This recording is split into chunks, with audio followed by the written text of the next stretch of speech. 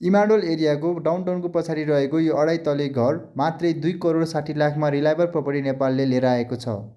घर दक्षिण मोडा फर्किएको छ भने घरकै अगाडि 13 फिटे बाटो हजुरहरूले पाउन सक्नुहुन्छ।